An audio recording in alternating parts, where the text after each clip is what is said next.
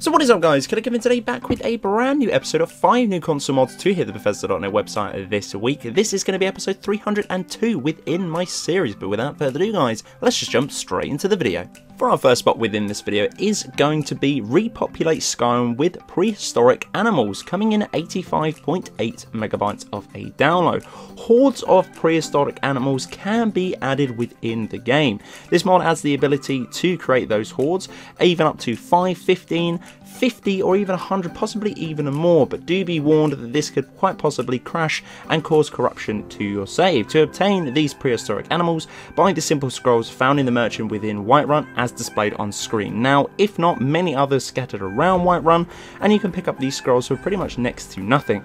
Once upon picking the ones that you do desire, all you need to do is whip out the scrolls and summon them pretty easy. I love GG77 mods, they are just so practical and very easy to obtain. This actually does come with a bunch of other different things as well. I do believe this comes with a few mounts too. Some of the mounts you must buy these spell tombs, again in a different vendor to the scrolls. The scrolls are going to be scattered around throughout Whiterun, but if you want the mounts, all you need to do is go to Faringa within Dragon's Reach, once again within Whiterun, pick up those particular mounts, and there you go.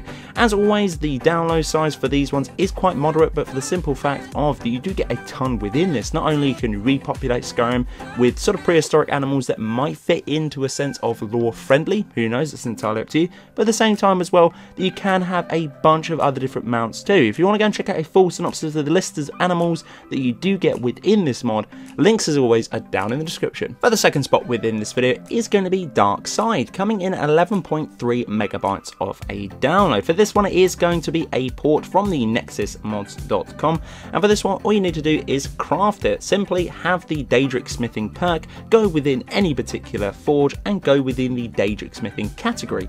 Once upon there, you will need 3 leather strips and 5 ebony ingots to make this particular set of armor. It will come as one full set of armor and will reskin your whole entire body. No female version just yet, but it could be on the way of this one, but female characters can wear this armor if they do want the skin as seen on screen now. Obviously, this is going to be the thumbnail taker within this video. For the third spot within the video, we did cover the prior or previous mod to this edition one. This one is going to be WoW Music Edition. Now, there was another one, the last mod by this mod author, called WoW Music Replacer.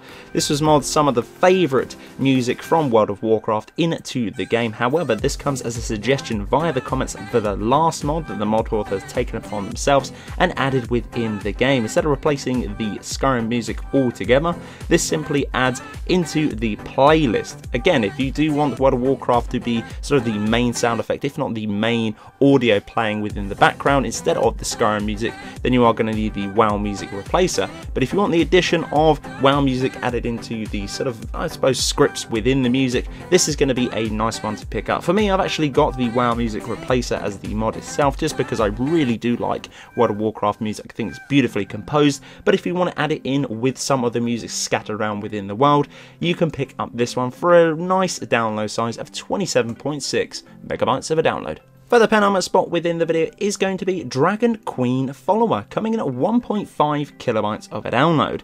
Today, the mod author has made a new female follower called the Dragon Queen. Remember that this mod author did make the Dragon Lord, which had extremely powerful stats, and we did cover that one on the channel. That is going to be the male equivalent to this particular mod. She is good with low-level characters starting at a base level of 35 and will scale with the player all the way up to level 300. She currently has 4 shouts at this one. They are moderate levels as well, such as the Dragon Frost Breath with the Ice Storm both being at level 4 of the dragon elements, the Whirlwind Sprint and the Elemental Fury. Perks for this one do have a bunch of other different ones, such as Blazeman, Fighting Stance, Bonebreaker, Hack and Slash, Champion Stance, Custom Fit, Skull Crusher, Deep Wounds, Tower of the Strength and Extreme Damage 2, alongside with a few other different ones.